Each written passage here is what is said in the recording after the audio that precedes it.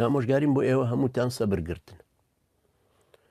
ئەبێ ئینسان بزانێ یەکێک لە جۆری ئیبتیلای خوای گەورە کە ئیمتیحانت دەکا ئەمەیە، دایکی خراپ باوکی خراپ، سەبریشی لەسەرەگری، لە سەبرەکە تۆ ئەجرێکی زۆرتر وەرەگری. ئینەما یوفە الصابرون ئەجرهم بغەیری حیساب.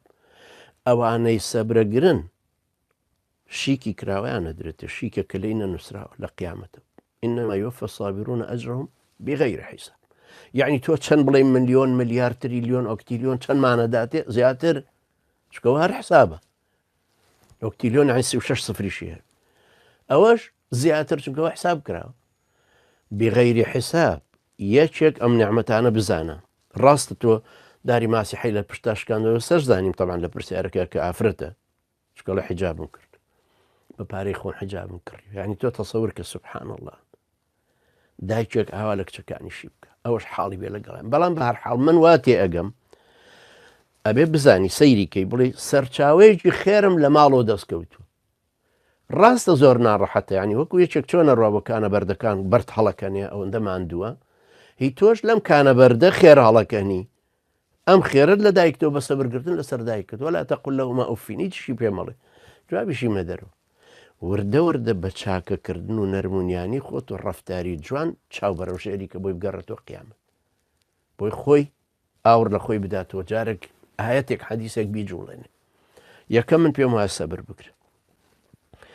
دووهەم ئەگەر ئەتوانن دەرچن لە دەستی تۆ ئەگەر داخوازیت هادەواڵێ بە شویان بدارەوە لە ڕامەوەست بچۆرە ماڵی خۆتتەوە. بەڵام پەلەش لە شوکردنەکە نەکەی، لەوەی لەمیان ڕاکەی دوای بکەویتە ئاگرێکی ترەوە. پەلەش لە شوکردنەکە مەکە گەنجی تو سەرەتای عمرتە و کۆلیجی خۆشە تەواوەکەی خۆی گەورە مەفەقت کە کەوا بوو دەرچوون لە دەستی شتێکی باش.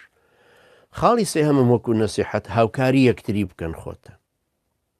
نەمزانی ینی پرسیارەکە ناخوێن مۆجارێککە نەمزانی برا ئەوانت هەیە یان نە، بەڵام بەهەرحاڵ بەڵێ ئەڵێ ئەمە چەند خوشک و برایەکین، بەڵێ یارمەتی یەکتری بدەن و خزمەتی یەکتری بکەن و پێداویستەکانی یەکتری دەبر بکەن. ئینشاڵڵا خوای گەورە یارمەتی دەرتان بێ، خوای گەورە دایکیشتان هیدایەت بدا، باوکیشتان پێشتر هیدایەت بدا، چکە غەڵەتەکە هی ئەوە ترسنۆکی ئەویش.